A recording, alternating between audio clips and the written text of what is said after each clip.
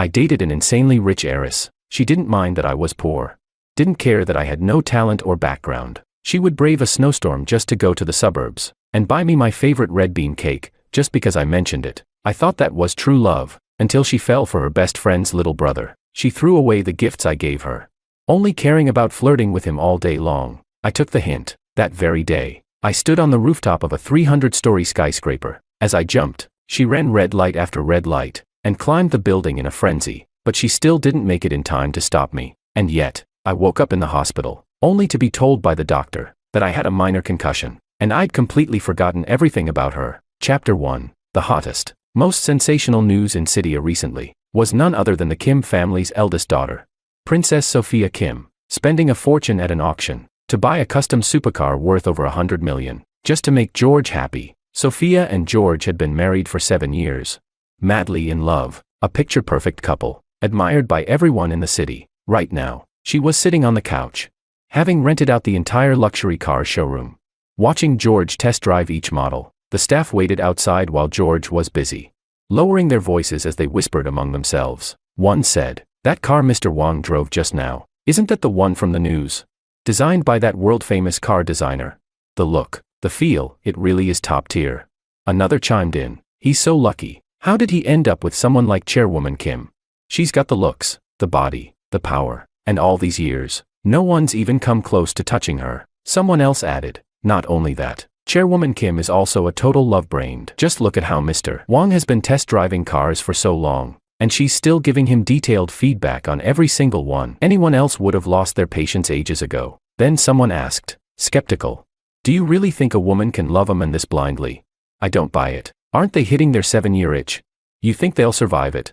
As they gossiped, one daring employee saw an opportunity to get close to Sophia. He offered to bring her some water. As he approached, he accidentally twisted his ankle and fell toward her, on purpose. But just before he could touch her, Sophia's eyes narrowed, and she swiftly moved aside with clear disgust. The man fell hard to the floor, staring at his clearly predatory eyes.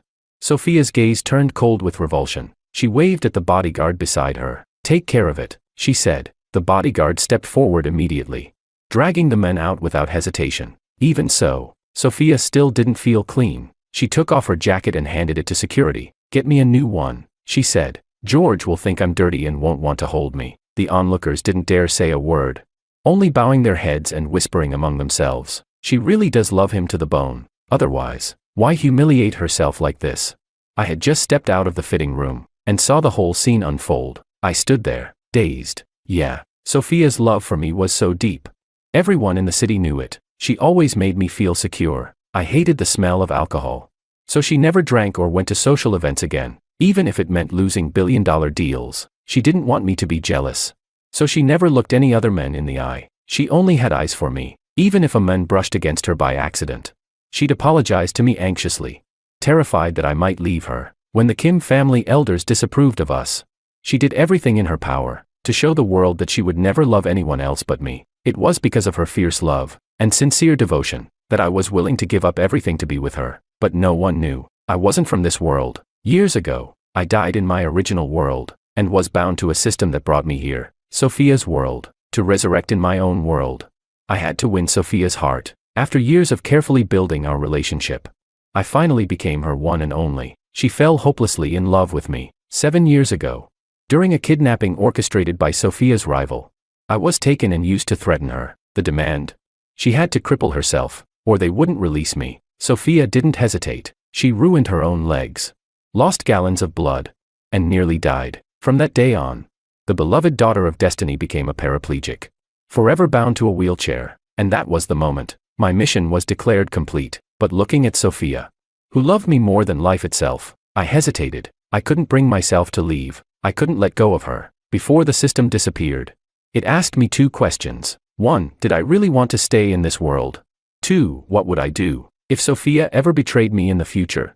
At the time, I looked at the woman who loved me so deeply, and nodded without hesitation. "I've decided to stay," I said. But I never answered the second question, because deep down, I couldn't even imagine that the woman who gave up her legs for me could ever betray me. After that day, the system vanished, never to return. Over the years, Sophia truly loved me with all her heart, putting me above everything. With love that intense. Everyone thought I should be the happiest man alive. I should be smiling. But right now, I couldn't force a smile. No matter how hard I tried. Chapter 2. Composing myself. I slowly walked out. Sophia looked up at me, and in that instant, her icy gaze melted into tenderness, eyes locked on me as if I were her entire world. We went to the restaurant we had reserved for dinner, but I couldn't shake the heaviness in my chest. Sophia thought I was upset about what had just happened and quickly apologized. George, are you mad? He didn't touch me, I swear. Please don't ignore me. I didn't respond, and her anxiety grew. She asked, what's been going on lately? Why do you seem so down all the time? Is it because I've been too busy with work to spend time with you? I'm sorry, this project is almost done. I'll have more time for you soon. I slowly lifted my eyes. Still cool and distant, I asked, Sophia, is there really nothing you want to tell me?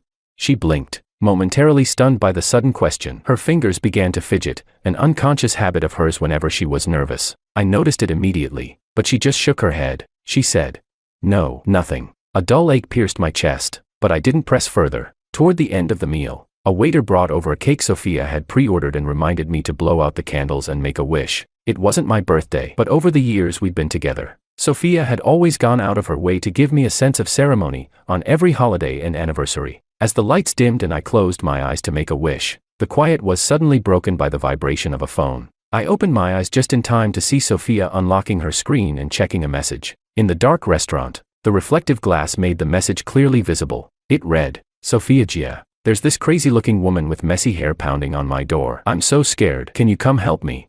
Then, I saw Sophia frown deeply, her hand trembling as she held the phone. A moment later, her inner voice echoed in my ears. She was thinking, what a fragile little guy, scared over the tiniest thing. Whatever, I'll go check on him, he's so reckless anyway. My face went pale, my heart clenched painfully. No one knew this, but before the system vanished, it left me with one final ability. I could hear Sophia's thoughts. All these years, her mind had always been full of nothing but me. But 3 months ago, a new name started popping up in her thoughts, Makoto. He was her best friend's younger brother, just out of college.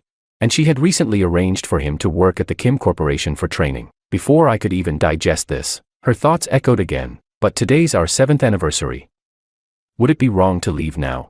She hesitated, then the screen lit up again. Makoto had sent more messages. This time, nothing but cutesy emojis, pouting faces, tearful stickers, playful hearts. That did it. Sophia got up abruptly, closed her phone, and told me the company had an urgent matter she had to deal with. She had her assistant wheel her out in a hurry. I watched her figure fade into the distance, and felt my heart sink to the bottom of a dark abyss. I sat there, numb, shivering. All these years together, Sophia had never lied to me, but since Makoto appeared, the lies started creeping in, one after another. I had never felt this kind of panic before. I tried calling the system. I wanted to check how much Sophia still loved me, but no matter how I shouted, the system gave me no response. That's when it hit me. Ever since I chose to stay in this world, the system had completely disappeared. When I made that choice, I'd bet everything on the belief that Sophia would never betray me. But now, I wasn't so sure anymore. That night, I couldn't sleep. Halfway through, a thunderstorm suddenly rolled in. Then out of nowhere,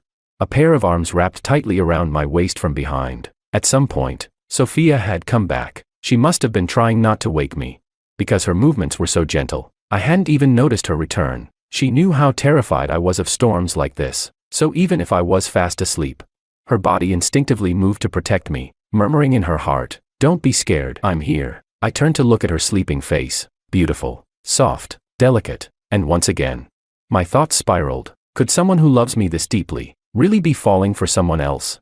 I hugged Sophia tighter, pulling her into my arms, but in the very next second, I saw it, a patch of angry red kiss marks on her neck. Chapter 3. Early in the morning, when Sophia woke up, she realized I was no longer by her side. A sudden panic struck her heart. Without even putting on a coat, she rushed out in a hurry. After searching around, she finally found me sitting alone in the garden, staring blankly into space, hearing movement. I slowly turned my head. It seemed Sophia had taken a fall. Usually obsessed with cleanliness, her pajamas were now stained with dirt, and her face was filled with worry and panic. Ever since I was kidnapped, Sophia had become more attached to me than ever. As long as she opened her eyes and didn't see me, she would spiral into distress. Now, seeing that I was safe and sound, she immediately rushed over and threw herself into my arms. She said, "George, please don't disappear from my sight like that again. I get so worried." She leaned on my shoulder, and I could hear the voice of her heart. Sophia was thinking. Thank God George is okay. If something happens to him again, I wouldn't be able to go on living. A chill passed through my heart. I slowly lifted my head and finally asked. The red mark on your neck, what's that about? Sophia instinctively reached up to touch the mark. She paused slightly before explaining. Probably just a mosquito bite. I gave a bitter tug at the corner of my lips. I said. It's already autumn, are there still mosquitoes? Looking into my hollow eyes, Sophia finally snapped back to reality. She said. So all this time, you've been upset because you were afraid I. She didn't finish her sentence but wrapped her arms around me tightly. She said. George, I only love you. If I ever fall for someone else, may I be struck by lightning and die without a whole body. Hearing such a tragic vow, I couldn't bear it anymore and covered her mouth. I said. Don't say that. I believe you. I looked at her, eyes firm and sincere. I said. Sophia, if one day you really fall in love with someone else, please tell me. I won't cling to you, but if you lie to me, you'll never see me again in this life. Sophia trembled involuntarily and held me even tighter. She said. No, George, you're the only one in my heart. I can't lose you, and you must never leave me. She pressed herself tightly against my chest, wanting to hear more from me, but all she could hear was that one sentence. I sighed inwardly. Maybe. I really was overthinking it, but I didn't even get to relax for a few days before Sophia brought Makoto home the very next day. Clinging to my arm casually, she explained.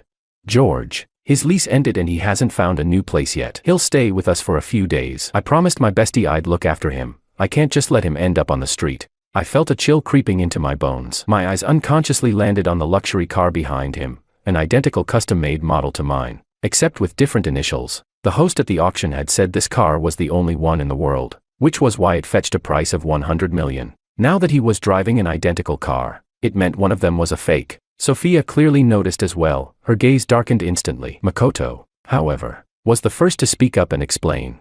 George, don't get the wrong idea. I saw the news about your car and thought it looked amazing. So I asked Sophia to help me get a knockoff just for fun. Despite his explanation, my chest still felt heavy, like a stone was pressing down on it. I could hardly breathe, and as if that wasn't enough, Makoto turned half jokingly and half seriously to Sophia and asked, Sophia, tell me honestly, does this car suit me better, or George? Sophia paused for a moment, then immediately threw herself into my arms, looked up with a smile, and said, Of course it suits George better. Makoto gave a couple of bitter chuckles, then silently lowered his head, clearly disappointed. As she leaned in my arms, I heard her inner voice again. She was thinking, Don't feel bad. In front of George, I can only say this. At that moment, I involuntarily shuddered. I looked up and happened to catch Sophia's gaze shifting to Makoto. Makoto seemed to sense the look she gave and curled his lips into a faint smile. And once again, her inner voice echoed in my ears. She was thinking, You're the one driving the genuine custom-made car. Of course, you're the one who deserves it most. Chapter 4. I felt as if struck by lightning, unable to recover for a long time. Back in the room, staring at myself in the mirror, I kept asking, was everything that just happened real? I must have misheard. How could Sophia say something like that?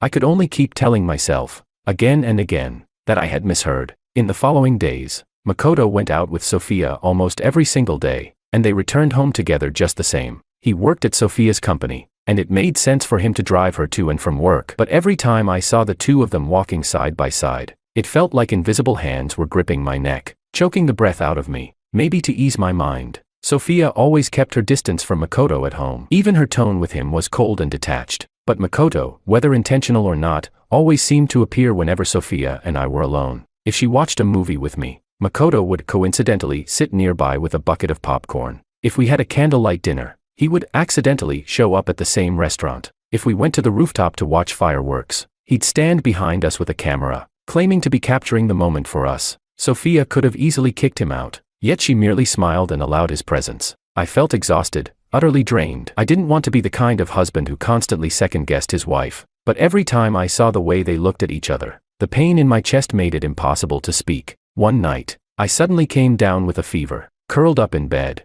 My entire body felt like it was on fire, burning hot and terrifying. Sophia was frantic. She grabbed ice packs and kept trying to cool me down, feeding me fever medicine every 10 minutes while cradling me in her arms. I was barely conscious, instinctively turning my head away when she brought the cup to my lips. Despite my resistance, Sophia didn't show the slightest impatience. She said gently, George, you'll feel better after taking the medicine. I lowered myself into her chest, listening to her steady heartbeat, struggling to open my eyes. I met her gaze, so tender, so full of affection. She said, "Take your medicine and sleep. I'll stay right here with you." With great effort, I opened my mouth and swallowed the medicine she fed me, then lay back down on the bed. She held my hand tightly, gently caressing the back of it in comfort. The room was quiet, but once again, I heard her inner voice. She thought, "Go to sleep, George. Makoto said he was in a car accident. I don't know how bad it is. I need to leave right away." In disbelief, I turned toward her, just in time to see her pulling out her phone.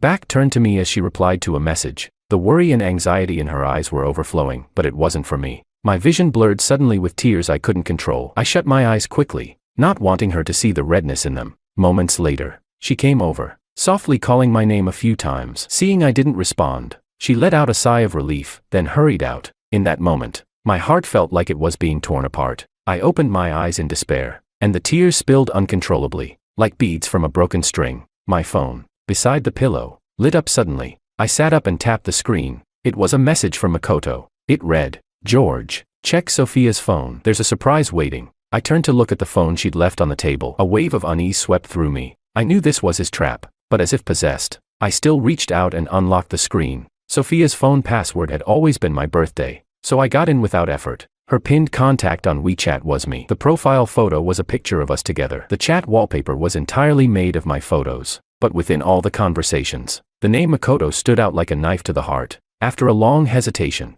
I finally opened their chat, hands trembling, and step by step, I began to uncover the truth. Chapter 5. They had only added each other on WeChat for a few months, yet the chat history was unusually long. It took me a long time just to scroll back to the very beginning. The first message was sent by Makoto when he had just added her. "Hi there, Sophia. I'm Keiko's younger brother. Please take care of me from now on."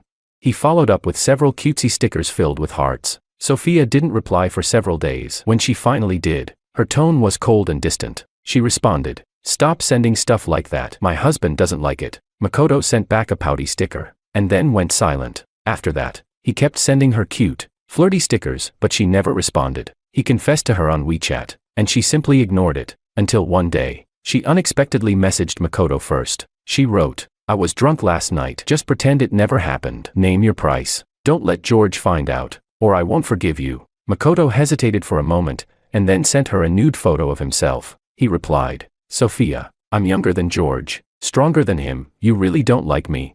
But if you didn't like it, why were you so seductive last night, begging me so passionately? Your body still covered in the marks I left." If it were any other time, Sophia would have lashed out at such behavior with vicious words. But this time, she said nothing at all. From that day forward, the two of them became regular bed partners. During all those moments when Sophia left me, late to my birthday party, disappearing suddenly on our 7th anniversary, postponing our planned trip, she was always with Makoto. The night the power went out, during the minute I made a wish, she sent Makoto a picture of lingerie, teasingly asking, "Wanna see big sis wear this tonight?"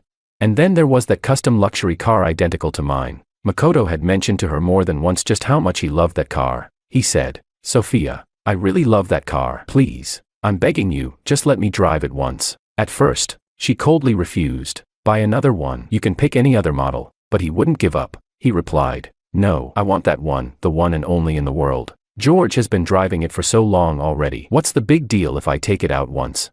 He kept bombarding her with pouting, begging, and flirty stickers. Eventually, she gave in. She said, "Stop it. I'll drive it over to you tonight." Makoto was overjoyed and sent her a picture of a drawer full of condoms. He said, "These are your reward." Sophia replied instantly, "Those aren't enough." Reading it line by line, it felt like my entire world was crumbling. I gripped the phone tightly, my face drained of all color, like I'd been struck by lightning. I felt as if my heart had been hollowed out, my entire body trembling uncontrollably. I couldn't believe it. How could I believe it? During all this time, when I waited for her to come home, when I was planning our future, when I lay peacefully sleeping, she was wrapped in the arms of another man. But this was Sophia, the woman who loved me so deeply in public, who once vowed to love me forever in private. The more I scrolled through their explicit messages, the more my heart felt like it was being torn to pieces. Suddenly, I clutched my chest. The pain was so intense, I could barely breathe. The next second, my vision went black, and I passed out completely. Chapter 6. I didn't know how long I had been unconscious. When I woke up, I was already in the hospital. As I opened my eyes and saw Sophia beside me, her face filled with worry, my heart twisted in pain again. Every word she had said to Makoto, every flirtatious message they exchanged, stabbed at my chest like blades. Grief and fury overwhelmed me. I opened my mouth, wanting to speak, but not a single word came out. The pain in my heart was suffocating. I clutched my chest tightly, my teeth grinding in despair, my face flushed bright red. Seeing me like this, Sophia froze. She panicked, hurriedly called the doctor, and held me tightly in her arms. She asked, "George, where does it hurt? Don't be scared. I'm here. I'm right here with you." Doctors rushed to gather around the bed, examining me anxiously. After a series of tests, they finally reached a conclusion. The doctor said, "Miss Kim, Mr. Wong has suffered a severe emotional trauma, and he's developed aphasia." Sophia's body stiffened, a dark gleam flickering in her eyes. She bit her lip and asked, "Who was it? Who hurt George?" Then, she called her assistant in, and declared furiously that even if they had to turn the whole city upside down, they must find whoever had caused me this pain. The assistant quickly left, and once again, the hospital room was quiet, just her and me. I was still in her arms, unresponsive to any words of comfort she offered. I just stared at her blankly, like a lifeless puppet. Sophia was frantic, holding me tightly, whispering softly again and again. She said, "George, please, what happened to you? Can't you tell me? Whoever hurt you, I'll make them pay. 10-fold, 100-fold. My brows furrowed, and I bit my lip so hard it began to bleed. The one who hurt me the most was the one I loved the most. In the days that followed, Sophia canceled all her work to stay at the hospital and take care of me, but I remained the same. No tears, no smile, no words, thinking of how I used to love the pastries from the south side of the city whenever I had no appetite. Sophia personally drove out to get them, and during that short absence, Makoto came. My current state seemed to amuse him. He smiled as he placed a bouquet of lilies on the bedside table and said smugly, "George, I brought you your favorite lilies. You must be wondering how I knew you liked lilies. Huh? Well, they're my favorite too." Every time Sophia bought you flowers, she'd give me the exact same bouquet. I suddenly felt sick to my stomach, remembering the night Sophia came home with fresh flowers in her hands. I looked up at Makoto, only to see that same cocky smile on his face. He said, "George, you've been with Sophia for 7 years. No matter how much love there is, it gets dull in bed. A woman like Sophia, beautiful and driven, she likes men who are young and strong. She told me herself, compared to you, I'm better in every way." Each word was lewd and heartless, slamming into my chest like a hammer. My whole body trembled. I clenched my fists so tightly that my nails dug deep into my skin, but I didn't even notice. Makoto, still wearing that smug look, pulled out his phone, scrolled through some photos, and held the screen up in front of me. He said, "Here, George, take a look. Did Sophia ever get this wild with you behind closed doors?"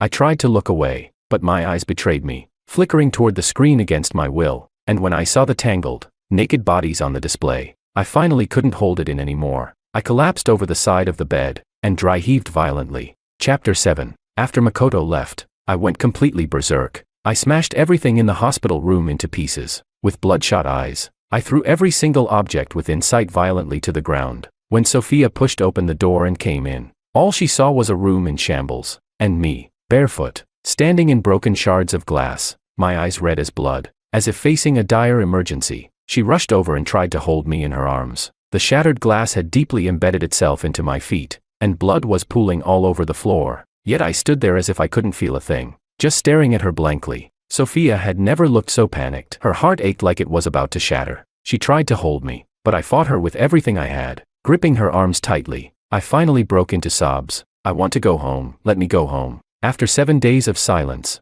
those were the first words I finally spoke. Sophia was ecstatic and held me up tightly. She said, "Okay, we'll go home. I'll take you back right now." I let go, helpless, letting the tears stream down like rain, but I no longer had a home to go back to. The home I wanted no longer existed. I had given up everything for her, and now, I didn't even have a place to rest my head. I didn't understand how I had ended up like this. Even more, I couldn't understand. We were so in love. Everything was moving smoothly toward a beautiful future. Our path was already laid out. All we had to do was keep walking to reach a happy ending. So why did she stop midway and reach for another man's hand? When we got home, Makoto was still there. He sat in the living room, looking every bit like the men of the house. Using his mug, drinking the coffee he loved most. My expression darkened instantly. I trembled all over as I looked at Sophia, fighting to keep my emotions in check. Through gritted teeth, I said, "Tell him to leave, now, immediately." Sophia hadn't expected such a sudden demand and seemed hesitant. Before she could even speak, I cut her off coldly. If he doesn't leave, I will. Sophia quickly grabbed me in a panic. She said, "Don't say things like that. You're the man of this house, where else would you go?" Then she turned to Makoto and said, "George doesn't want you here. You should move out." Makoto didn't argue. He simply looked at Sophia for a moment, then turned and went upstairs. A few minutes later, he came down with his suitcase and left without another word. Only after I saw him leave with my own eyes did I go upstairs. I slammed the door shut and locked myself inside. Sophia gently knocked, her voice soft, pleading. She asked, "George, can you please talk to me? Don't bottle it all up. Haven't you always wanted to go to the Maldives? Tomorrow we'll take a private jet and stay there for a whole month, just the two of us. George, I cooked your favorite, sweet and sour ribs. Will you come out and try a bite? Just one bite." "Okay." But no matter what she said, no matter how much she begged, I didn't say a single word. I didn't respond at all. Outside the door, Sophia was frantic with worry, but her inner thoughts passed through the wall and reached me clearly. She was thinking, what's wrong with George? If he keeps starving like this, what if his body breaks down? If only he'd eat something. I'd trade a few years of my life for it. "George, are you trying to drive me mad?" Leaning against the door, I slowly slid to the floor, powerless. Why? Why, if she loved me so deeply in her heart, why would she do something so cruel, so betraying? Is it really possible for one heart to love two people at the same time? Chapter 8. A few days later, I opened the door and walked out into the courtyard to get some air. Sophia seemed to be out, and the housekeepers had already left after finishing their chores in the morning. At this moment, the entire villa was so quiet, you could hear a pin drop. I looked around at the courtyard full of lilies, and for the first time, their scent made me feel sick to my stomach. These lilies. Sophia had planted them herself for me, collecting the finest lily bulbs from all over the world. The swing set by the wall, we had built it together. She once said, "When we have a child, we'll push them on this swing together." The wooden fence had been smoothed down by craftsmen she hired, just because one night I had accidentally scraped myself against it. She told me she never wanted me to suffer even the tiniest injury. If I liked something, even the stars in the sky, she said she'd pluck them down for me. So what was real, and what was fake? Her love for me was real, her kindness was real, but her betrayal was also real. I didn't want to see another lily. I turned to leave. Just then, a car's headlights pierced through the trees in the distance. The vehicle stopped about 50 meters from the gate. Moments later, Sophia and Makoto stepped out together. She walked effortlessly, her legs, clearly no different from a normal person's. I felt like I'd been struck by lightning. When had her legs recovered? And how could I not know anything about it? I stood there, dumbfounded, watching Makoto walk up to her and intimately wrap his arm around her neck. He said, "Sophia, just stay with me a little longer." Sophia raised an eyebrow and replied, "Wasn't just now enough?" Makoto nuzzled her cheek and said, "You already know the answer to that, Sophia. Since George doesn't even leave his room these days, how about I stay the night with you?" The moment he mentioned me, Sophia's expression changed completely. She coldly pulled his arm off and spoke with a chill in her voice. She said, "Don't even think about George. I'm warning you, stay away from him from now on. If you dare let George find out about us, you know what the consequences will be." Makoto stuck out his tongue and said playfully, Got it. No need to get mad. I was just saying." Step by step, I backed away, and then fled back to my room like a coward. My head throbbed violently. I clutched at my temples. Why? Why was she doing this to me? How many things was she still hiding?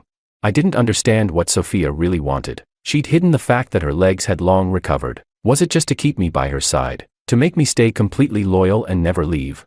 It was because I believed in her sincerity that I chose to stay. But in the end, even that sincerity turned out to be a lie. One blow after another, one truth after another, they broke down every last wall of my defense. I was completely shattered. I regretted it. I deeply regretted falling in love with Sophia. I regretted staying in this strange world for her. My chest ached unbearably. I clutched at my heart, feeling as though I were drowning in a bottomless abyss. Just as I was about to collapse, I suddenly remembered, before the system disappeared, it had left me a parting gift. The system once said, "If the day comes when you regret it all, open this pouch." Like a madman, I rushed to the cabinet and began tearing through everything. Finally, at the very bottom shelf, I found the item the system had left behind. I opened the pouch. Inside, there was only a single line of text. "Never bet your heart against a woman. You will never win. Host. If you truly regret it, there is only one way left to go back." Chapter 9. Late at night, I went up to the rooftop alone. It was early winter, and the night wind was piercingly cold. I stood at the edge of the rooftop, looking down at the dazzling city lights. the shrinking cars and trees below, and I couldn't help but recall what the system once told me. Only by facing death can one be reborn. If I jumped from here, would I return to my original world? Or vanish forever? I didn't know. All I knew was, no matter where I ended up, Sophia and I would never meet again. I pulled my phone from my pocket and dialed that number I knew by heart. The call connected quickly. Sophia's voice was as gentle as ever. She asked, "George, what's wrong?" I stared blankly into the distance, my voice light and floating. I asked, "Where are you right now?" Sophia replied softly, her words filled with concern. She said, "I'm at the office. Are you feeling better? Did you eat well today?" I curled my lips faintly, my expression still indifferent. I said, "I suddenly feel like eating that red bean cake from the suburbs." In the past, no matter how late it was, if I said I wanted something, even if she was already asleep, she would get up, go out, and bring it back to me herself. Once, it even snowed heavily in the middle of the night. She drove 3 hours through the storm just to get what I wanted. That night, my heart ached watching her hands frozen cold in mine, and I thought, for the rest of my life, it would be her and no one else. Now, on the other end of the call, Sophia paused for a moment before responding. "George, there's a lot going on at work today. I have to sleep here tonight. I can't come home. How about I buy it first thing tomorrow and bring it back to you?" But for the first time, I was unusually persistent. I said, "But I want it now." Sophia hesitated again, but still turned me down. She said, "I'm sorry, I really can't get away right now. I promise, tomorrow I'll bring you as much as you want." Right after she spoke, I heard a soft chuckle from her side. It was faint, but I instantly recognized it. It was Makoto's voice. Sophia coughed hurriedly to cover it up, but I was already bitterly smiling on this end of the line. 7 years of love, and in the end, I gave it all to the wrong person. I rubbed my temples. Then my gaze suddenly turned cold and resolute. I said, "Never mind. I don't want it anymore, not now, not ever." And with that, I hung up the phone. My eyes drifted toward the city lights before me, so bright, so vast. This wasn't my world. Once upon a time, I dreamed of a future among those lights, of one lamp glowing just for Sophia and me. But now, she had destroyed it all with her own hands. "Sophia, from this moment on, in life or in death, we will never meet again." I slowly stretched out my arms, and in the next second, a deafening crash echoed from the top of the building. The next day, suddenly, a sharp pain stabbed through Sophia's heart. She didn't know why, but a terrible sense of dread seized her. Pushing away Makoto, whose body was still covered in kiss marks, she hurriedly dressed and rushed out. Makoto followed in a wheelchair, a look of jealousy on his face. He grumbled, "Look at you, so flustered you forgot to even pretend. I really envy George. To get him to marry you, you went as far as pretending to be disabled. When will I ever matter to you that much?" Sophia's lips pressed into a thin line. Any other time, she might have comforted him, but all she could think about now was that strange phone call from me last night. The anxiety in her heart grew heavier. She had no energy to care about his feelings. She coldly took the wheelchair and got in the car, heading straight for the pastry shop in the suburbs. After buying my favorite red bean cake, she rushed home. Opening the door, she couldn't help but call out my name. "George, I brought your favorite red bean cake." But after calling a few times, there was no response, until she pushed open the bedroom door, and froze at the sight before her. The entire floor was littered with paper. She bent down and picked one up. They were all chat logs between her and Makoto, and explicit photos of them in bed. In that instant, she felt as if lightning had struck her. Who put these here? George. He knows. It was like someone had taken a blade and carved into her heart. Fumbling through her pocket, she found her phone and dialed his number with trembling hands, but the line was already powered off. Panic completely overtook her. She didn't dare imagine what George had done, what he might have felt. She dialed the number over and over, like a madwoman, only to hear the same dead tone each time. Just then, a call came in. She picked it up without even checking the number, her voice desperate, pleading, "George, don't leave me. I can explain." But the person on the other end paused briefly, and then spoke. "Chairwoman Kim, please accept our condolences. Mr. Wong fell from the rooftop last night. He has been confirmed dead. Please come to the morgue to identify the body." Chapter 10. The woman on the other end of the line went silent for a moment, then let out a soft laugh. She said, "George is just throwing a tantrum, isn't he? You're in on it together to scare me, right? Put him on the phone." Sophia spoke seriously. "George, are you listening? I'm sorry. Okay, but you can't use something like this to trick me, all right?" "Miss Kim." The staff member sounded unsure. Having worked at the funeral home for many years, he'd seen plenty of grieving families who couldn't accept the loss of a loved one, but Sophia's reaction clearly went beyond anything he was equipped to handle. He tried to offer what little comfort he could. Please, you should come in person. Just search for the city funeral home, someone will help you, Sophia asked. Who the hell are you? She hadn't heard George's voice, and her tone began to grow irritated. She snapped. Are you trying to scam me for money? If it's a kidnapping, at least put George on the phone. I want to hear his voice.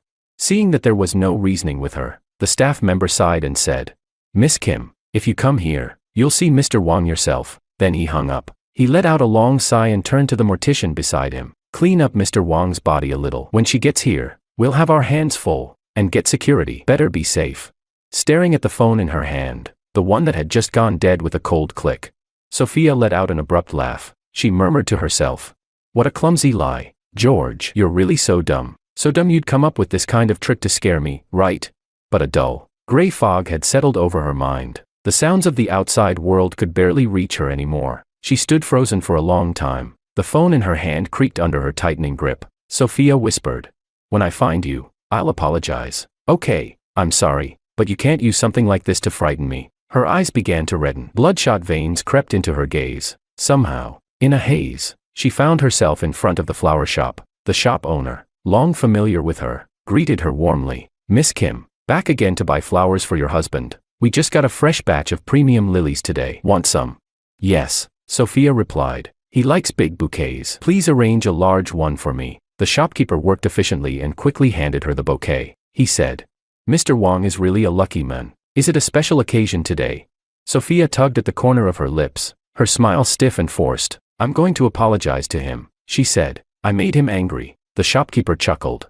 Oh, is that all? Don't worry. Once he sees this bouquet, he'll definitely forgive you. Take care, Miss Kim.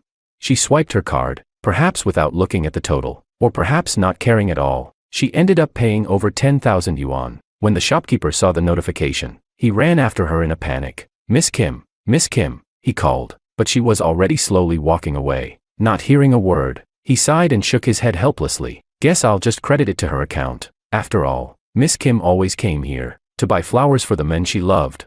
Sophia walked nearly a kilometer before realizing how much attention she was drawing. People on the street were subtly pulling out their phones to take pictures. Such a stunning woman, holding a huge bouquet of flowers. It was a sight that made people envious. She had forgotten to drive. The chauffeur had the day off, so she raised her hand to hail a cab. The driver chuckled as she got in. Where to? Miss, you look like you're on your way to a wedding. Sophia, lost in thought, replied softly.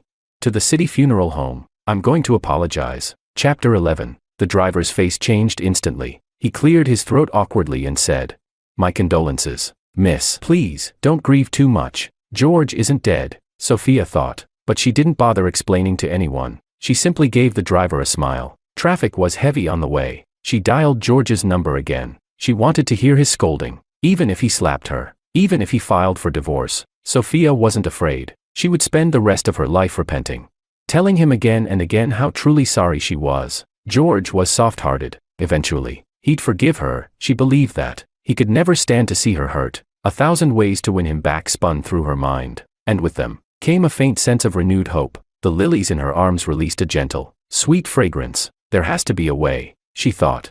The city funeral home was large and filled with the dry, mechanical heat of boiler systems. As she stepped out of the car, a flicker of pain passed through her eyes. George loved cleanliness. She remembered all these little things. And now, because of her mistakes, George had ended up in a place like this. In the end, who was really being punished?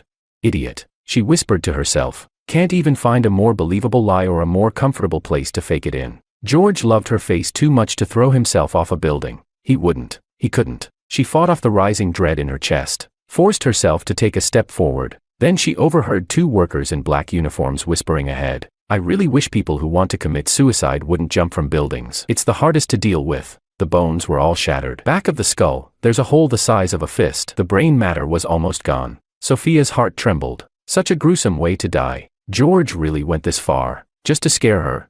Another worker said. There was only one jumper brought in these past couple of days. Right, what was his name again? Oh, the rich lady's husband. Sophia something. The guy's name was George, I think. Had all that money and still chose to die. I don't get it. Sophia stared at them blankly, then suddenly felt a laugh bubble up in her throat. So George even got the staff involved in his little act. He'd really planned it thoroughly. But, can you please stop now? She thought silently. She was really scared now. If this was George's way of punishing her, then he'd won completely. Chairwoman Kim. A breathless staff member ran over. His voice was familiar. He stopped in front of her and said, "Please, come with me." Sophia asked, "Where's George?" Her voice was airy, like she was walking on clouds. Nothing felt real. "I brought him so many flowers, he'll like them, I'm sure." "Yes, I'll take you to him," the staff member said. A flicker of pity crossed his face. "This way, please." She followed behind him, entering the inner corridor of the funeral home. The buzzing machinery and occasional crackles filled her ears. For the first time, curiosity overtook her anxiety. She asked, "What's that sound?" The staff member, used to it, didn't react at first. After a while, he replied, "Oh, that. It's the cremation chamber, the furnace." "Thank you," Sophia whispered. She was getting colder and colder. The staff member breathed out a bit of mist from the cold air. He apologized. "We can't raise the temperature in the morgue, not even in summer. Otherwise, the bodies will decompose." "I hope you understand," Sophia replied softly.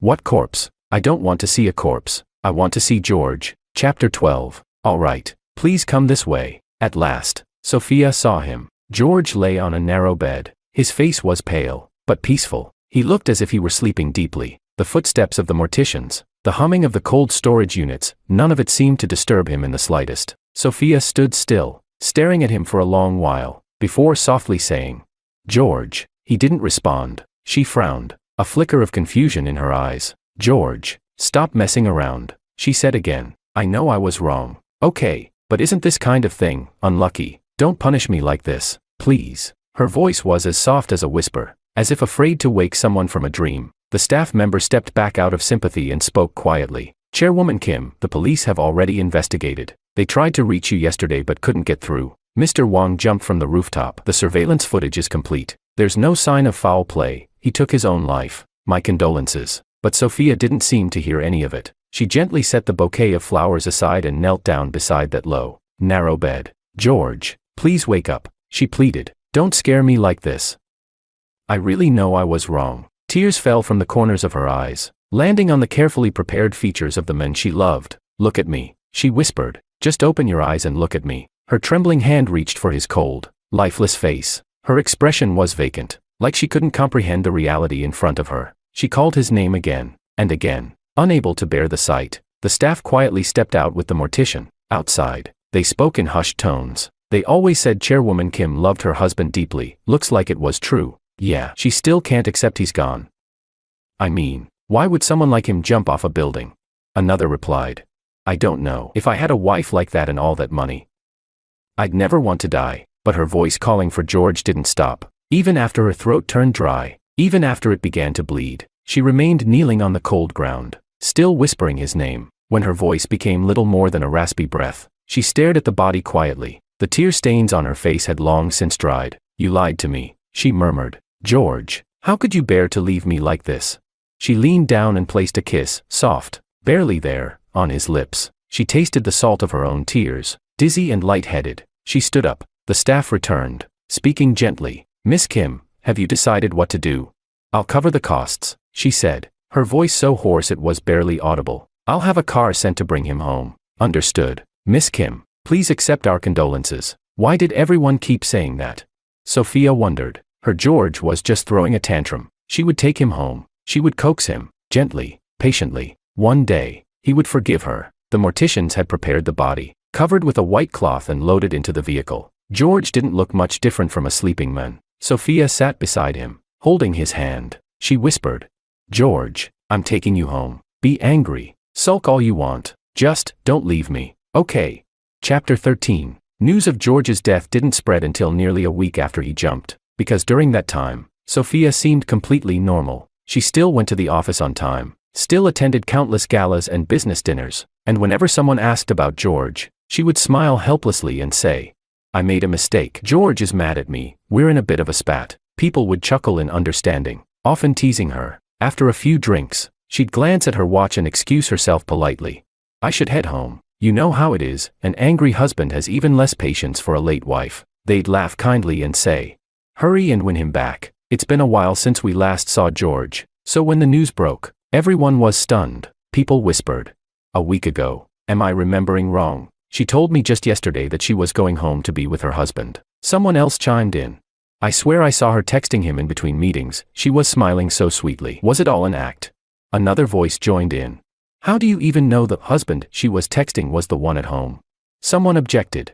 Come on, don't jump to nasty conclusions. Sophia doesn't seem like the cheating type. The speculation swirled in every direction, but Sophia seemed entirely unfazed. By the time she returned home, night had already fallen. She let out a small sigh. She was late. George would be mad at her again. Still, there was a sweet curve at the corner of her lips, just as she pressed her finger to the door's biometric lock.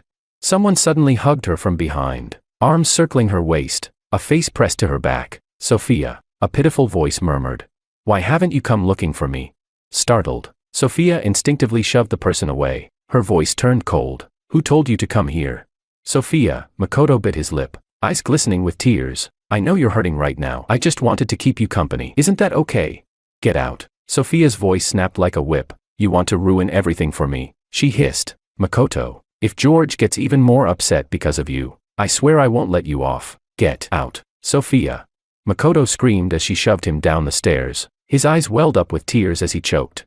No one wanted George to die like that. Please, don't be like this. Let me take his place. I'll be here for you. But all he got in return was the sudden drop in Sophia's gaze. She stepped closer, slowly, inch by inch, as if to kiss him, but the chill in her eyes made his spine stiffen. A flash of cold steel, scissors pressed against his throat. Her voice was soft, almost gentle. Get out. If I see you again, I'll kill you. A line of blood opened on his neck. Makoto screamed in pain, but Sophia didn't even look back. She turned and walked into the house, leaving him frozen, stunned, and utterly disbelieving.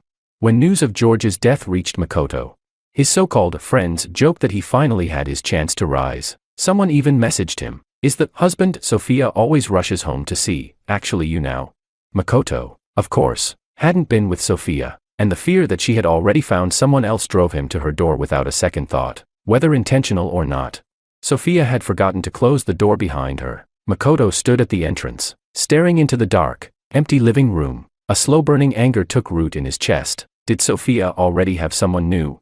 After all that talk about loving George so deeply, grimacing, he pushed himself up from the steps. His leather shoes clacked against the stairs as he followed her inside. Chapter 14. The house was pitch black inside, and the air conditioning was set far too low. It felt like stepping into a freezer. Makoto stepped in cautiously, whispering Sophia's name, but no one responded. The large villa, once full of life, was now hollow and echoing. The maids who used to serve George were nowhere to be seen. Only the sound of his own footsteps accompanied him. He heard the faint sound of soft footsteps and instinctively looked up, only to see Sophia walking quickly in one direction, not even turning her head. Sophia, he called out. But she didn't stop. He had no choice but to follow her in quick steps. There was something unnaturally cold about this villa. He tried to brush it off, telling himself it was just the overpowered air conditioning. Rubbing his arms and cheeks, he followed the path to the innermost room in the house, the master bedroom, where Sophia and George used to sleep. Makoto had been there a few times before. He knew this was where they once held each other, where they whispered and touched and made love. He used to glare at the door with hate in his eyes, wishing George would just drop dead. And now that he truly was dead, Makoto hesitated. Did Sophia know it was him? That it was his manipulation that pushed George to jump?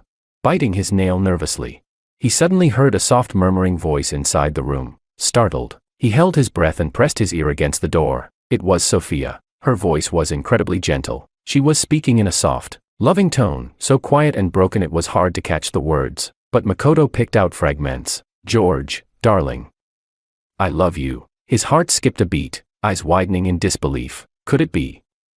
George wasn't dead. Was the news fake? Had the whole rooftop suicide been a lie, a trap to humiliate him? Makoto snorted coldly through his nose, then pouted and raised his hand to knock. If he could break George once, he could do it again. But what he didn't expect was that the door wasn't locked. His hand pushed forward a little too hard, and he stumbled straight inside, falling hard onto his knees with a loud thud. Ugh, he groaned, wincing in pain. He looked up, and met a pair of utterly emotionless eyes. Sophia was staring at him, as if he were some disgusting thing on the bottom of her shoe. Makoto flinched under her gaze. He instinctively looked away, and then looked beside her. He saw George, lying on the bed, body perfectly straight and still. Something felt off. Makoto stood up quickly, trying to play it cool. George, he said with a half-smile. Long time no see. George didn't respond. Makoto took a step closer, trying to wrap an arm around Sophia's shoulder like he used to. But just as he leaned in, something caught his eye. George's eyes were closed. His lips were colorless, drained of life, and though a thick layer of makeup had been applied to his face, it couldn't hide the pale, bluish undertone beneath. This was a corpse. There was no doubt. Chapter 15. Makoto's hands were trembling violently. He took a step back, his throat tightening as if an invisible hand was choking him. No sound could escape his mouth. He wanted to scream. He wanted to run. And then he understood. He finally realized why the villa had smelled faintly strange when he entered. Why the air conditioning had been turned down so low. It was to preserve the corpse. But Sophia just stood there, watching him. Her expression as calm and still as stagnant water. She spoke softly. Makoto, you're the one who told him about the messages, weren't you?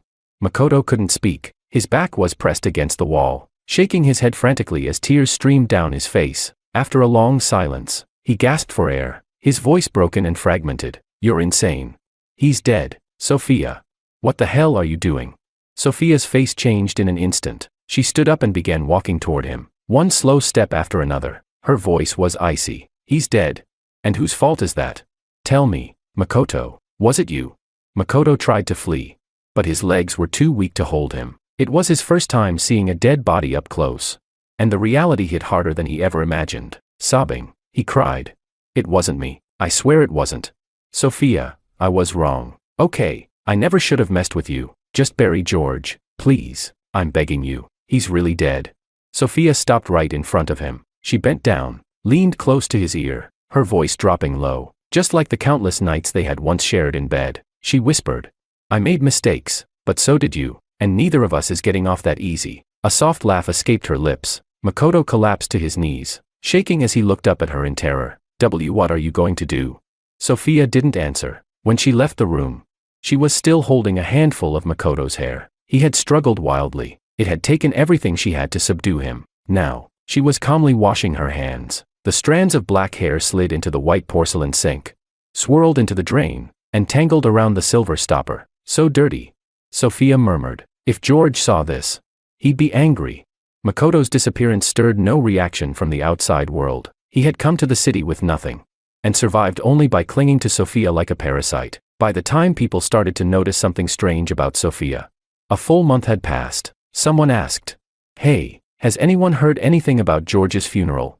Has he been buried yet? Another replied, Buried. She said yesterday she was bringing food home for George. Honestly, it sounded sweet at first.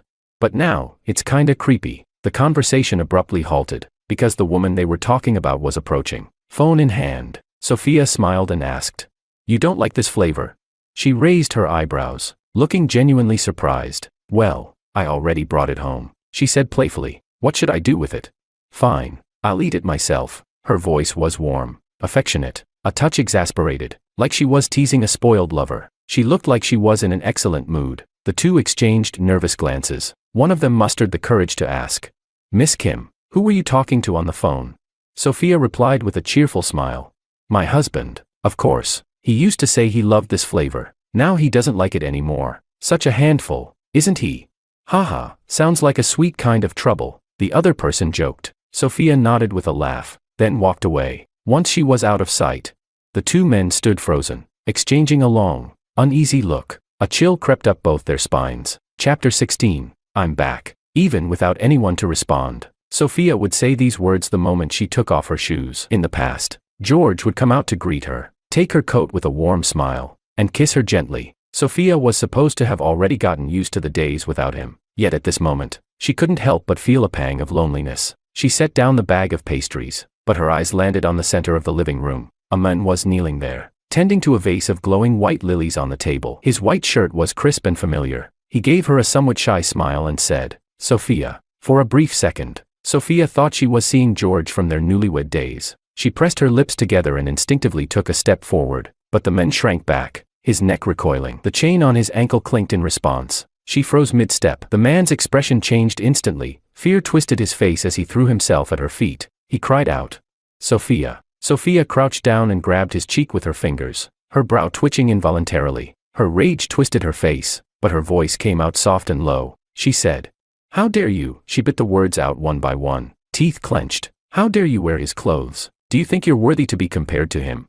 Makoto was slapped so hard that he crashed into the corner of the coffee table. The porcelain vase holding the lilies fell and shattered with a crisp ring. Trembling, dizzy from the blow, he still scrambled to cling to Sophia's leg, wailing in desperation. Sophia, please, I beg you, let me take his place, let me be him, please. Get out. Sophia flung him off with a near roar. You think you're worthy? What the hell are you? Give me his clothes back, give them back. Makoto let out a scream and, shaking all over, peeled off the shirt. Naked, he curled into a ball by the sofa, sobbing uncontrollably. Sophia, I swear I know I was wrong, I really know now, Sophia said coldly. I let you stay here to keep George company, and this is what you're doing. Makoto shook his head through tears, on the verge of a breakdown. Sophia hadn't abused him physically. She gave him food and water every day, but whenever she left the house, she would lock him in the room, with the cold corpse. Over these days, George had gone from lying under low-temperature air conditioning to resting inside a freezer that resembled a coffin. Every night and day, Makoto trembled at every sound in the villa, terrified out of his mind. He couldn't sleep. His eyes were bloodshot. He was close to collapse. Every moment, he feared George would crawl out of the freezer and glare at him, saying, "It was you who ruined me." Seeing the terror in his eyes, Sophia spoke softly.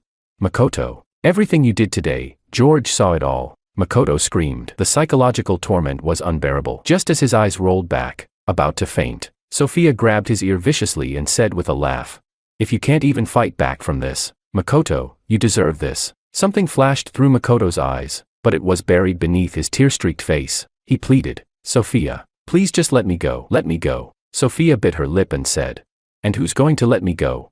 As if she suddenly found it all meaningless, she murmured to herself and turned to leave, but in a sudden motion, Makoto yanked her back. A shard of broken porcelain in his hand slashed across Sophia's throat. Blood gushed out instantly. Chapter 17. In the hospital, Luis gently patted Sophia on the shoulder and said, "It's over now. That guy Makoto's been locked up. Sigh. You've had a rough time lately." Sophia's face was pale as she quietly shook her head. She couldn't speak yet. Her neck was wrapped in thick gauze, and she looked utterly exhausted, dazed, and harmless. Luis looked at his old friend in this state and felt a pang in his heart. He tried to comfort her. "I know how much you love George, but the dead can't come back. Don't cling to the past so tightly. He wouldn't want to see you like this either." Sophia typed a message. "I'll bury him. It's just, I can't bear to let him go." Luis sighed and patted her shoulder again, saying, "I'll ask my friend to try and get Makoto a life sentence. You need to start moving on." "All right."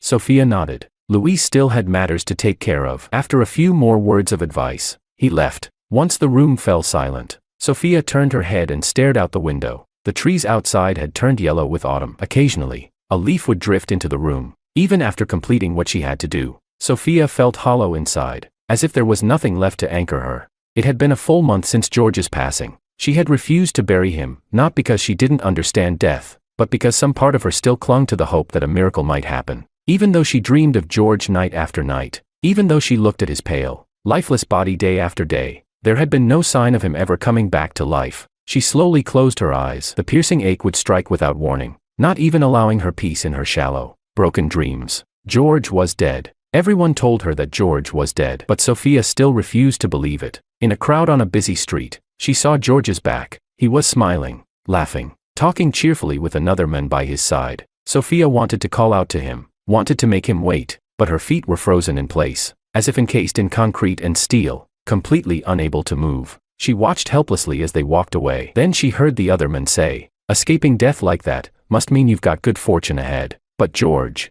ever since you woke up, you really do seem like a different person." George's smile faded a little. Then he replied, "Maybe because when you're that close to death, you suddenly understand a lot more." The man asked, "Not going after the girl you used to like anymore?" George shook his head. The two walked farther and farther away, leaving Sophia alone in the crowd, soaked in cold sweat. She was overwhelmed by the scene before her, when suddenly, a mechanical voice rang out. "Host, I told you you'd regret it." George replied, "Yeah, I shouldn't have overestimated anyone, but at least," the voice responded, "at least you have another chance to come back. But it comes with conditions, and a price. Can you accept that?" George replied, "Of course." Sophia jolted awake. Outside, it was a clear, crisp autumn day. She sat up, a strange certainty blooming in her heart. On her way through the hospital, she passed many nurses, doctors, and all kinds of patients. With every step she took, the things around her began to quietly dissolve, until she stood at the rooftop. The hospital's fencing wasn't easy to climb. But she rolled up her sleeves, revealing arms covered in scars. She had thought about death many times, but never did she imagine that one day, death might bring her back to George. She thought, was everything you said true? She asked this in her mind.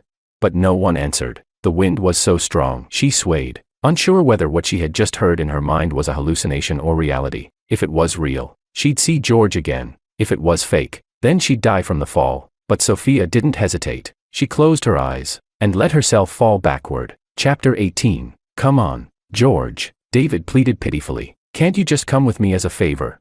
I sighed and said, I've got class, then gave a helpless smile. How about another time? David immediately lit up. Sure, as long as you agree. Any time works. You really are my best bro.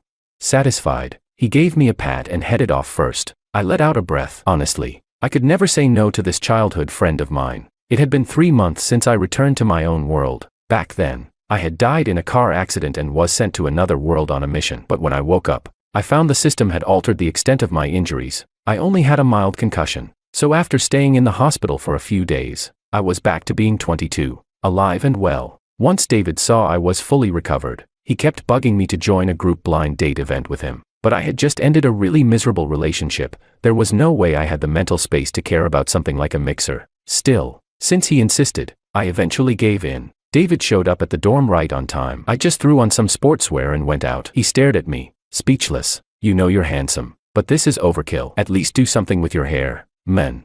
I laughed, exasperated. I'm not here to pick up anyone. Let's just go already. All right.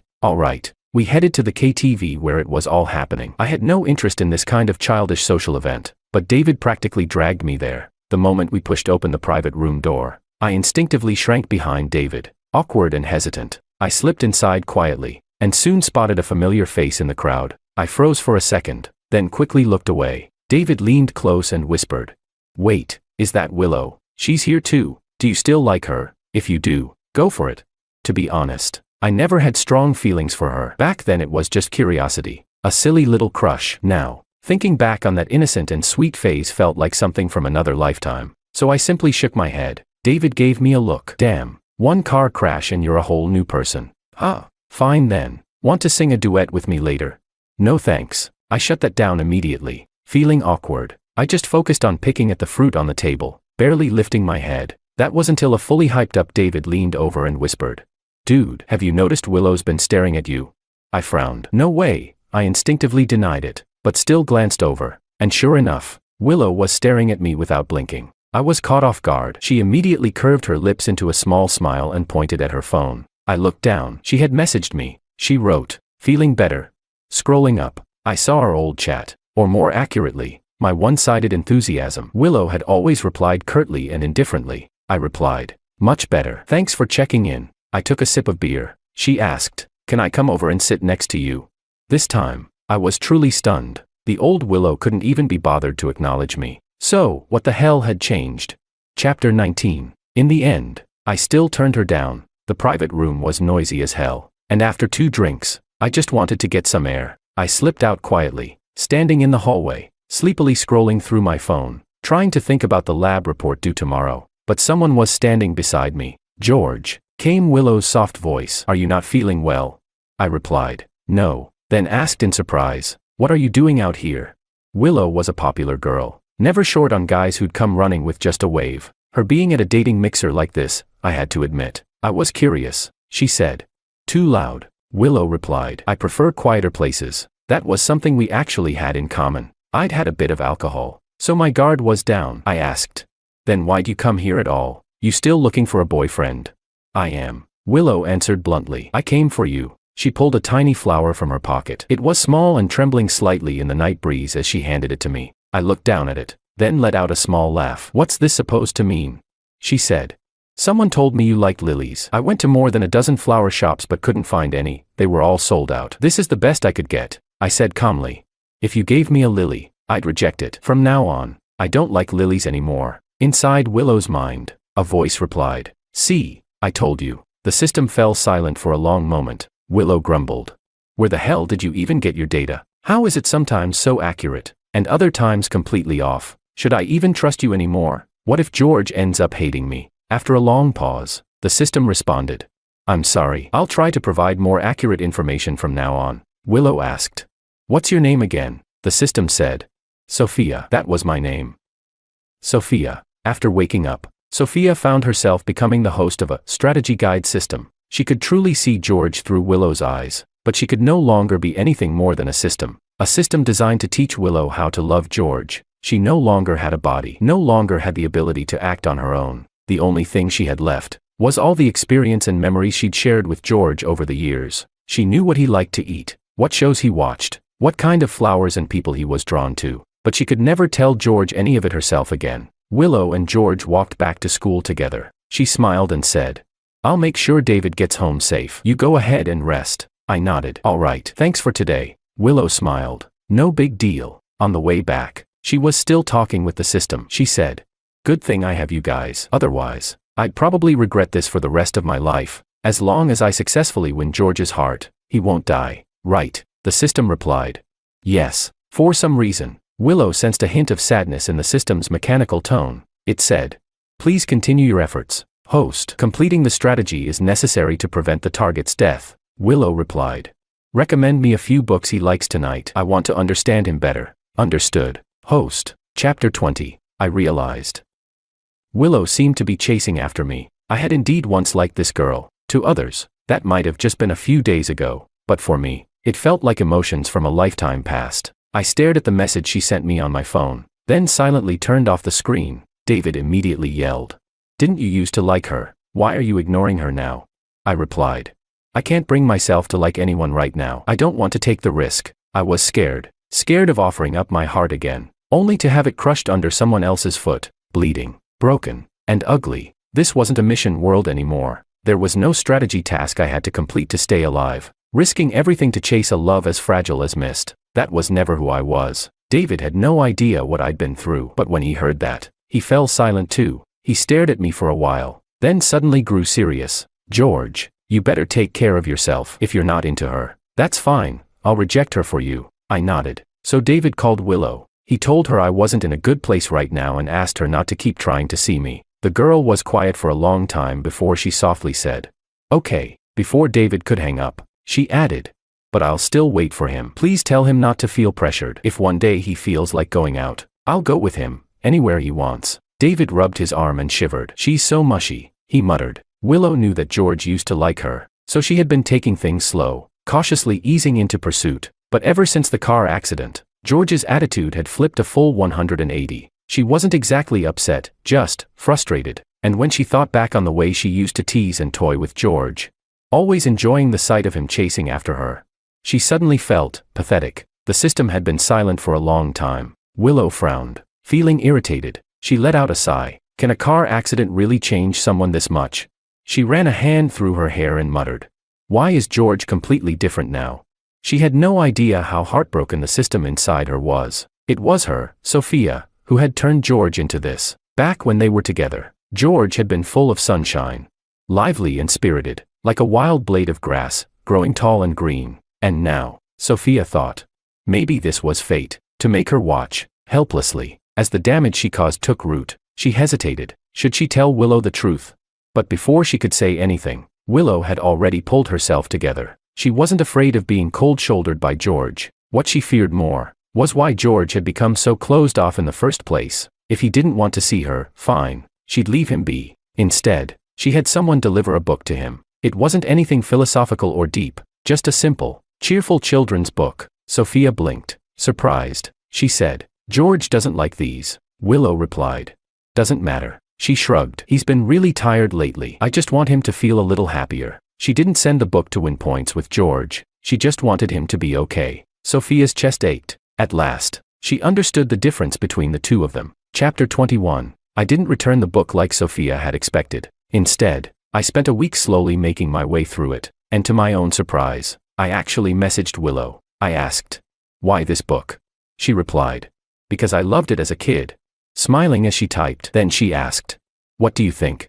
I replied, childish. Just that one word. But she laughed even harder, as if I'd just given her a compliment. Sophia, however, knew what it meant. George would never engage in such trivial conversations with someone he had zero interest in. Clearly, Willow was doing something right. The two of them chatted like that for a few days, back and forth, casual yet consistent, and gradually, Sophia began to feel lost. She had been married to George for years. She thought she knew everything about him, but now, watching the way he interacted with Willow, she realized George had sides she'd never seen before. George was a top student in class. He never replied to Willow's texts. Once, Willow sat in on one of his public lectures, quietly seated behind him. They didn't exchange a single word. Sophia couldn't help but ask, "Don't you feel like this is all pointless?" "Not at all," Willow replied. "Just being near him makes me happy." It was that kind of seemingly one-sided effort that somehow made George's affection gradually grow. Willow never asked the system how high her progress bar had climbed.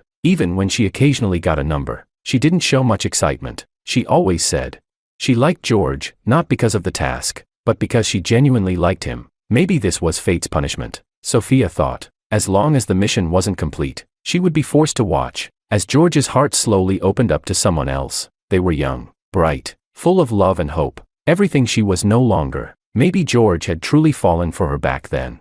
But Sophia knew, at the start, he had approached her with a purpose, and she had used filthy means to make him stay. Deceit and concealment were the foundation of their so-called love. Now, all of it was too faded to even hold shape. She once thought that becoming a system meant she'd stop feeling pain, that being in this world was simply a last look at George. But now, it was like drinking poison to quench thirst. Every extra glance, every added thought, only made her realize how much closer Willow was getting to him. Like on this bright, beautiful spring night, 3 months had flown by. There were no grand gestures or passionate confessions. But the space between their hearts had quietly narrowed. Willow checked the weather forecast and sent him a text. "Wanna go out for a spring walk?" George replied, "Sure." He still said little on social media, but in person, he now greeted Willow with a faint smile. It had been 2 weeks since they last met. Willow asked, "Finished your project?" George replied, "Yeah, just need to get started on my thesis now." Sophia couldn't help but say to Willow, "You'll lose your chance once he graduates. Shouldn't you be trying harder?" Willow replied, "It's okay. Travel is easy these days. I can always go see him." Ah, youth, so naive. Distance was still the widest chasm love had to cross. Sophia thought that, and yet, she couldn't stop the bitter ache rising in her chest. Chapter 22. I didn't know that deep in Willow's heart lived someone I once loved. We were strolling along a path by the riverside, flowers blooming all over the hills. I asked, "Willow, why did you always ignore me before?" Willow froze. She had known I'd ask that sooner or later, and even now, she couldn't help but feel embarrassed. She said, "Back then, a lot of classmates said you were really handsome." She spoke softly.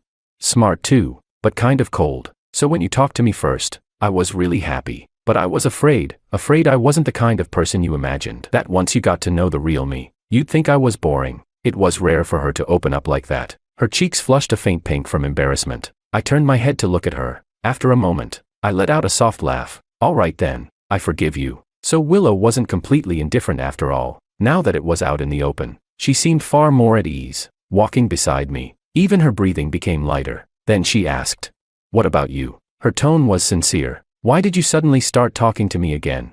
I said, "Someone who likes reading about chipmunks, how bad could she really be?" It was such a simple conversation. Sophia thought to herself. How long had it been since she and George talked like this? Their relationship had long been filled with tangled desires, money, status, a never-ending web of ambition and pretense. But in truth, George was just a young man, barely stepping into the real world. Sophia asked Willow in her mind, "I remember your family is pretty well off too. Won't they expect you to marry someone of equal background?" Willow responded absent-mindedly, "If anyone's out of reach, it's me. I barely made it into this university." George's intelligence is on a whole different level. Sophia realized there were still such pure thoughts and relationships in this world. Maybe the odd one out was her. She'd lived too long in a world of vanity and indulgence, and had long forgotten what it felt like to sit face to face and speak openly with someone. I noticed Willow would occasionally drift off. I'd experienced that too, back when I first entered the mission world and was constantly talking to the system. It made it hard to focus on the reality right in front of me. Was Willow also just doing a mission now? I blinked, looking up at the petals swaying in the treetops. A wave of confusion welling up inside. If opening my heart again meant getting hurt, would I still choose this path? Maybe I would, because I didn't think Willow was that kind of person. The rest of the walk, we both had our own thoughts, but on the surface, everything was calm. We ran into a few photographers carrying cameras. One of them laughed and said, Let us take a photo of you two, free of charge. Willow looked at me for confirmation. Do you want to take one? I smiled and replied, sure. So we stood side by side, politely posing. The photographer encouraged us. Come on, get closer, a bit more natural. I hesitated several times before placing my hand lightly on her shoulder. My face a little flushed. In the end, I wrapped my arm around Willow. Click, we finally had a photo together. The photographer beamed. You two look great together. Best wishes. I instinctively said. Thanks, then realized what I'd said. I turned to look at Willow. Her eyes were filled with joy. Chapter 23. The path down the mountain wasn't easy to walk. Willow reached out her hand to me several times, and each time, I took it. She looked visibly delighted. Her delicate and beautiful face glowing even more brightly. She smiled and said, "You're being really nice to me today." I asked, "Am I usually that bad?" I curled my lips slightly. "I've never treated you badly, have I?" Willow just smiled, saying nothing. But inside, her heart was churning. She called out to Sophia in her mind, "I think he's accepting me. He really is." The affection meter was at 60%. Not love yet, but definitely something. Sophia should have been happy for her, but she could only respond with silence. After a long while, she gave a faint chuckle and said, "Congratulations, host." On the way back to the dorm, Willow said, "Your birthday's coming up in 2 weeks, right?" I replied, "Yeah." I looked at her and smiled. "Are you planning to give me a gift?" "Don't tell me it's another children's book," she replied. "It's not." Willow looked at me, her eyes shining. "I want to say something to you. When the time comes." She was probably going to confess. I figured that out pretty quickly. I smiled and nodded. "But I'll be out of town next week for a competition with my advisor," I said. "Wait for me to come back." "Okay," she said. "Okay." After we parted, I returned to the dorm. David was already waiting at the door, arms crossed, raising his chin at me. "Spill it. What level are you two at now?" I said. "What level?" I tried to play dumb and walk past him. But David blocked me with one arm. I sighed. All right, I'll tell you. She's probably going to confess on my birthday," I said. David broke into a grin. "Didn't you say not long ago that you weren't interested, that you had no mood for romance?" "Damn, George, you really had me fooled," I replied.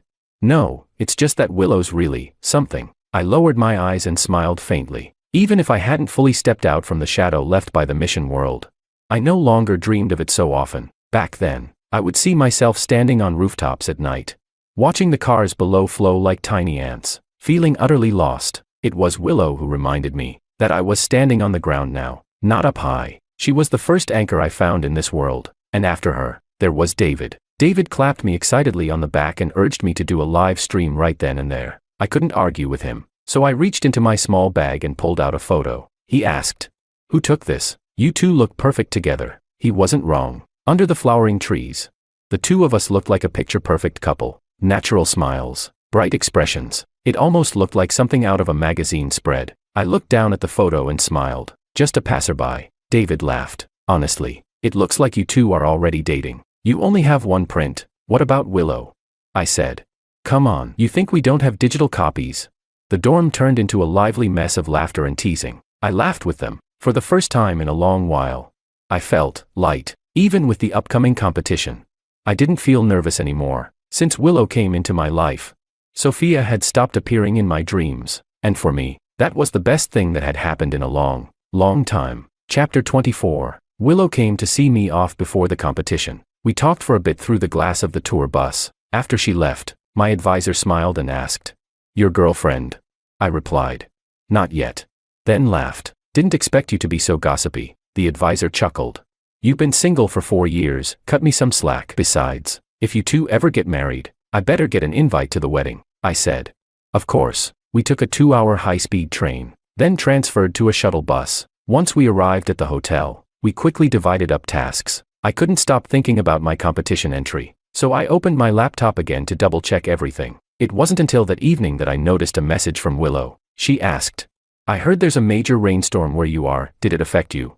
The hotel had great soundproofing. I hadn't even noticed. When I pulled back the curtains, the wind and rain were hammering the windows violently. "Are you busy?"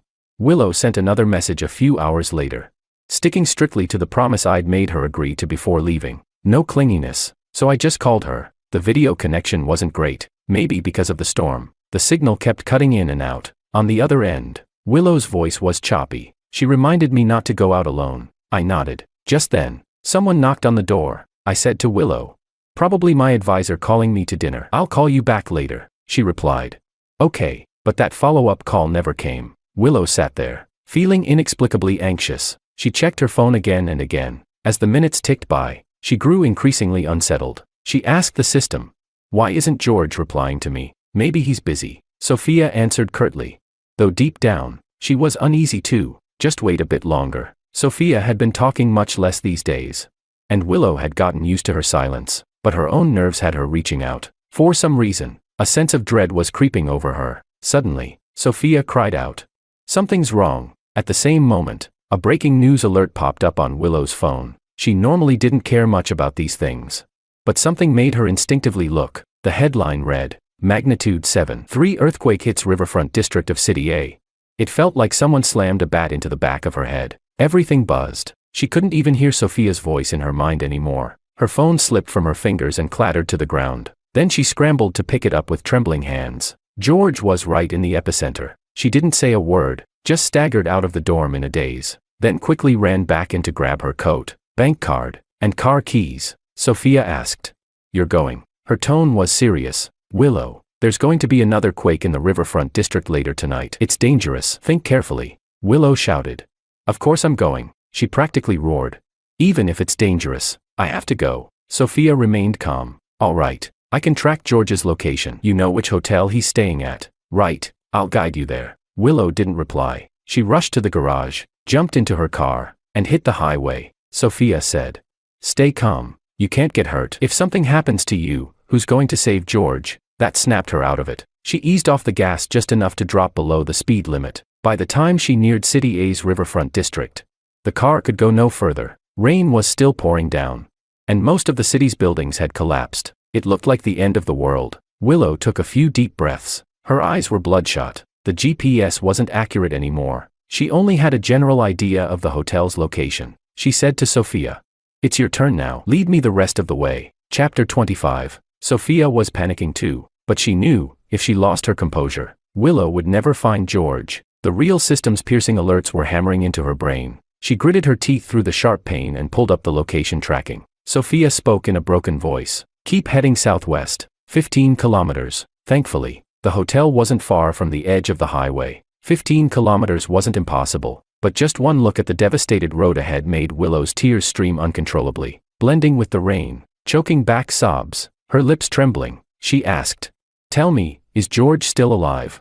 Sophia replied, "He is. His vital signs are stable." What she didn't say was that as a standard system, she had no right to keep location tracking active for this long. Right now, Sophia was enduring unbearable, sharp pain and pressure to keep feeding Willow the coordinates. But Willow didn't need to know, and neither did George. Loose debris and jagged rocks nearly tripped Willow as she ran. All around her were screams and sobs, endless and haunting. Her heart sank with fear. She couldn't even begin to imagine what George was going through in the middle of all this. Sophia spoke again. "He's all right. You can't panic. If you lose it, what's he going to do?" "Right." Willow took a deep breath. She was just a girl in her early 20s. It was her first time facing something like this. Of course she was scared. Sophia said, "You've covered 5 kilometers already. Look around, see if there's a bike nearby. Ride the rest of the way." Willow found a shared bike. Her hands trembling, she scanned the code. This stretch of road was closer to the city. Wider, yes, but also littered with more collapsed buildings. Her tears wouldn't stop. They blurred her vision so much she could hardly see where she was going. Sophia was still speaking to her in her mind. But the words had become distant and faint, as if muffled through water. They'd promised to confess once she got back, promised to celebrate his birthday together. Farther in, the bike couldn't get through anymore. She abandoned it and dashed straight into the rubble. Someone shouted behind her, "Don't go any further. Wait for rescue. Aftershocks are coming." But Willow ignored them. Head down, she sprinted toward the only place she could think of. She called out to Sophia several times, but got no response. Frowning, she asked, "Where do I go now?" Sophia. After a long pause, the voice finally answered, slower than before, "To your right. 2 kilometers. That's where his signal is." Sophia was in too much pain to speak properly. A system could help its host, yes, but that didn't mean it could use its privileges endlessly. Sophia had pushed through 2 hours of intense strain. If a soul could take physical form, hers would be battered and bloodied by now, but her heart was clear. She was glad she could help Willow, because helping Willow meant helping George, alone and helpless, somewhere out there. Even the tiniest chance to be close to him, Sophia would take it, no matter the cost. Willow was running at full speed. The soles of her feet had been cut open by shards of stone.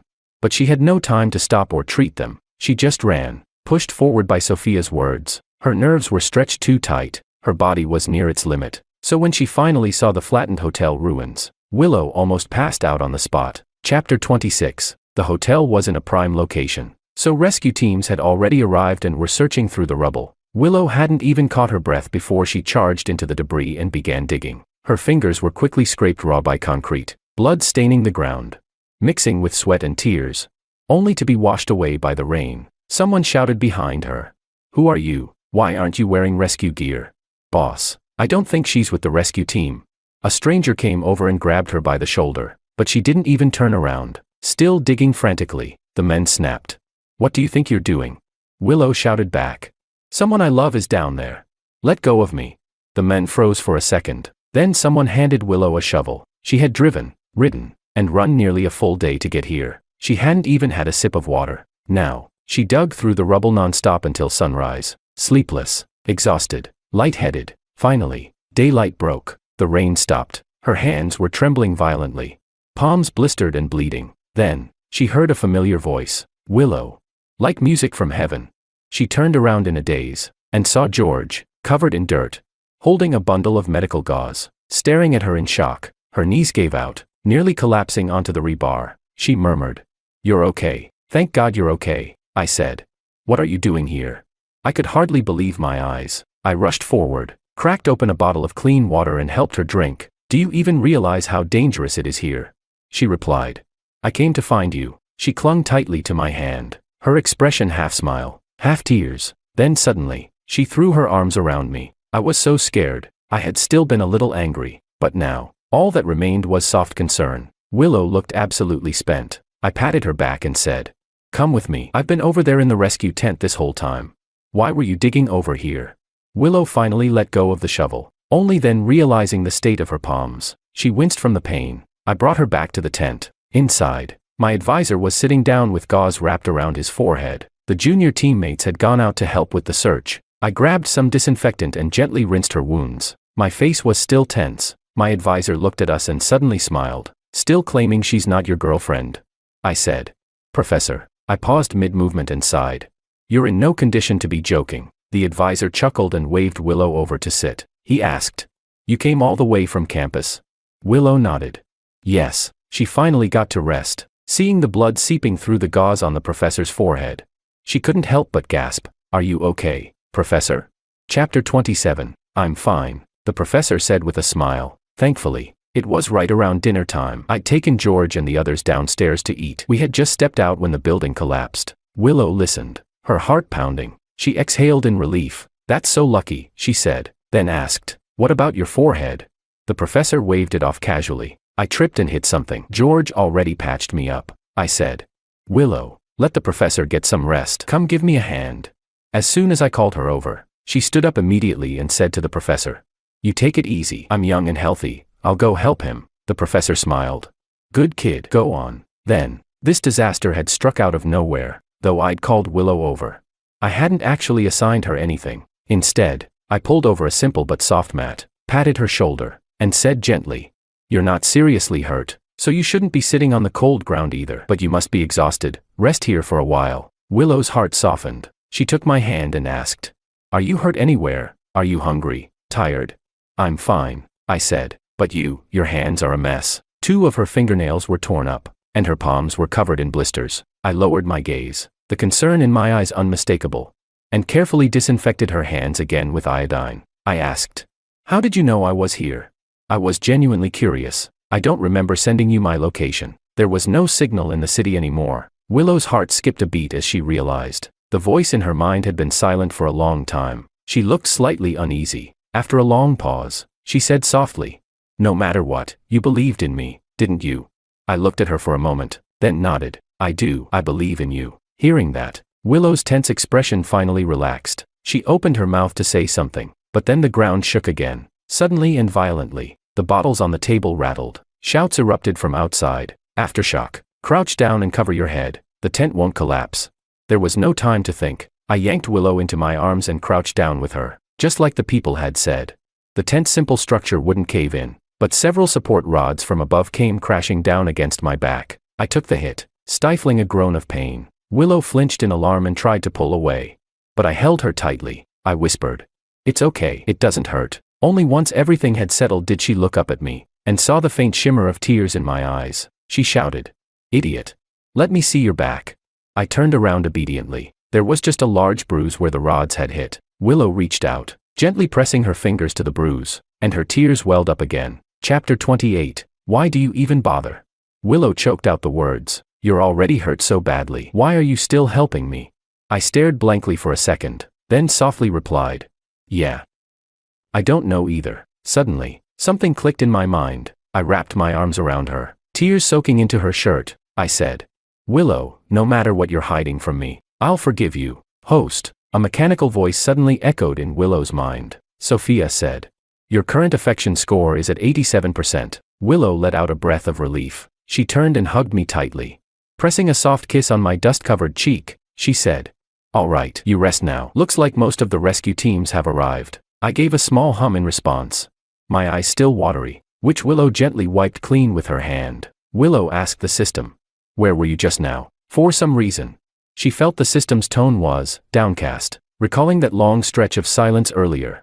She hesitated and asked, "Do you guys run out of energy or something?" Sophia replied quietly, "That's one way to put it. Congratulations, Willow." When Sophia finally regained consciousness, the first thing she saw was George, holding Willow tightly in his arms. She felt jealous, hurt, but also genuinely happy for him. Willow truly loved George. He wouldn't be hurt anymore. Naturally, my competition was a wash. Once the roads reopened, our group returned to campus. The entire way back, Willow clung tightly to my hand, as if afraid I'd disappear again. I sighed.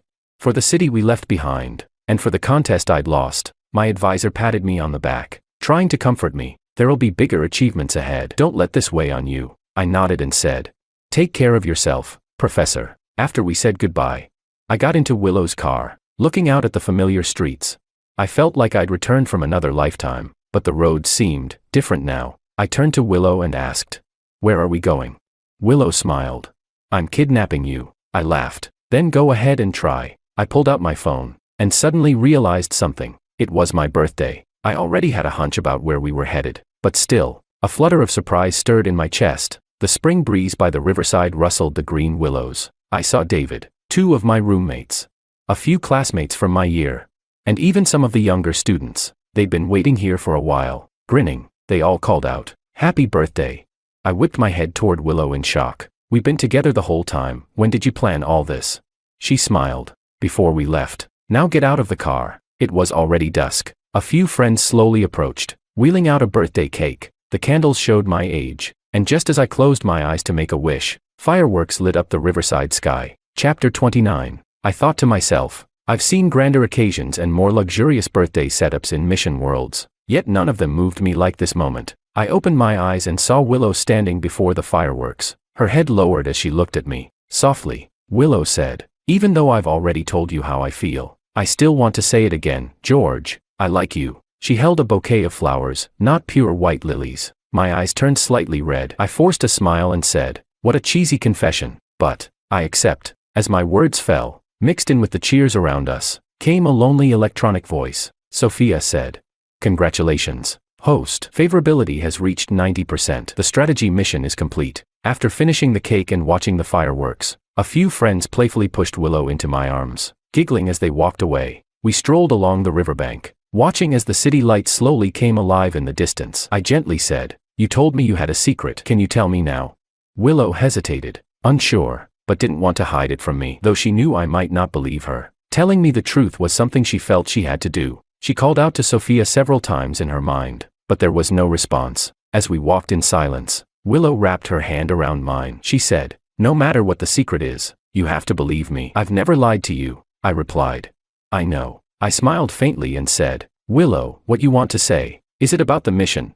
Willow's eyes widened in disbelief as she looked at me. At the same time, in my mind, I heard Sophia's quiet, sorrowful voice. She said, "I should have told you earlier, George wouldn't not believe you, because he was once a mission executor too, and his mission target was me. Willow was too stunned to speak. From her expression, I knew I was right. Tilting my head slightly, I said to Willow, "You didn't just appear out of nowhere, so I'm guessing you didn't come to this world because of the mission." "I think it was my car accident that triggered the strategy mission for you, wasn't it?"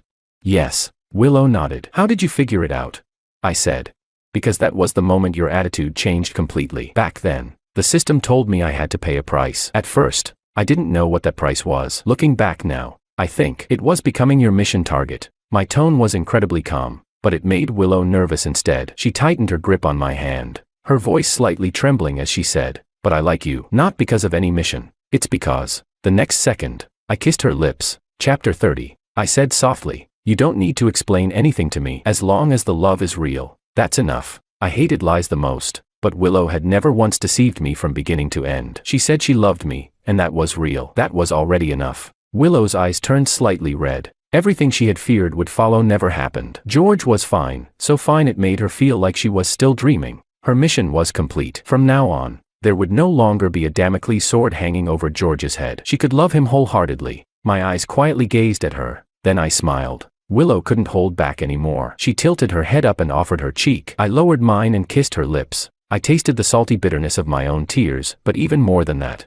her sweetness. When our emotions had finally settled, we sat down on a public bench. Willow heard the soft ticking of a countdown in her mind and asked in confusion, "What is this?" Sophia said calmly, "I'm leaving now. Thank you for completing this mission. I've done a lot of wrong to George in the past. In the end, I never truly made it up to him. Willow, I hope you can treat him well for a lifetime." She wasn't just leaving, she was dying. Ordinary systems, once their host completes a mission, can move on to the next world. They have the right to rest. But Sophia was different. She was never someone from this world. She wasn't even a real system. After overdrawing all her energy, even her soul would dissipate, never to exist in this world again. Before leaving, she looked at George one last time through Willow's eyes. She said to the main program, "I have only one last wish." The main program replied, "As long as it's not too much, I can grant it." Sophia murmured, "I want George to forget me, forget all the harm I ever brought him." "This is already another world, isn't it?" After a long silence, the program granted her request. Willow looked at me tentatively. She said, "My system actually had a name." She told me her name was. A sharp pain shot through her brain, as if something had completely disappeared. Willow softly said, "Sophia." No one responded. I frowned slightly. The name sounded vaguely familiar, but I couldn't quite remember anymore. I said, "It's not important." I brushed the dust off myself, interlocked my fingers with Willow's one by one, and smiled. "Let's go back to school." "Okay," I said. "I like you," Willow replied. "I like you too."